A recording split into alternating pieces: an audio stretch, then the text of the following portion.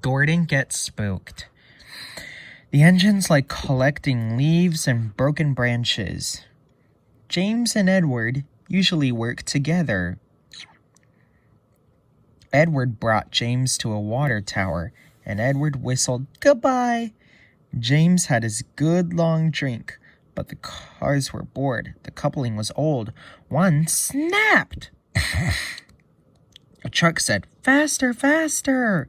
The sign was warning all trains to go slow. Before the trucks knew it, they slid into the mud. James's driver looked down at the trucks. "This was our fault. We didn't secure them properly. Sir Topham Hatt will be annoyed," he sighed. And he was.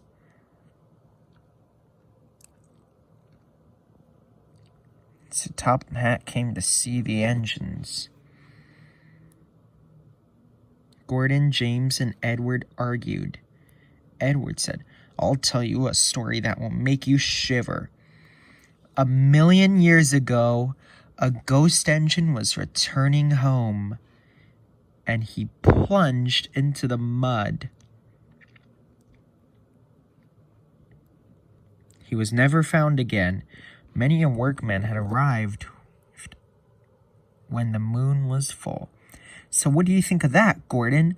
"Rubbish," answered Gordon. "Never mind him, James. He'd be frightened if he actually saw a ghost." This gave James's driver an idea. "Let's play a trick on Gordon." The next day, he spoke to Gordon's driver and fireman, who agreed. "Do it tonight." Gordon had to take coal cars to the quarry and then bring cars back. Gordon's driver decided that the part of the plan to cross the old iron bridge. "Haunted bridge! Rubbish!" snorted Gordon. "It's tiny as a pet bug." All of the same, Gordon kept thinking about Edward's story. When dusk fell, Gordon was keen to leave. "If we don't go now, Spencer will take my favorite place in the shed." "We have to collect our cars first," his driver replied. This could see their plan because Gordon was nervous. When night fell, they set off. The mists were rising around the old iron bridge. Gordon whistled, and the sound echoed everywhere.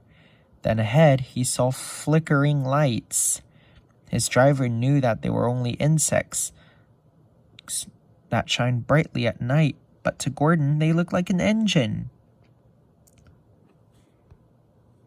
The next, his driver secretly threw a rock from the cab into the ravine below. "It's the ghost! Take me back! Take me back, please!" When Gordon reached the safety of his shed, he closed his eyes tightly.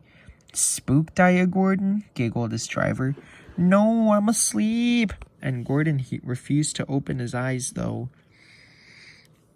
He did, though. He thought his driver wasn't looking, just to make sure that he was still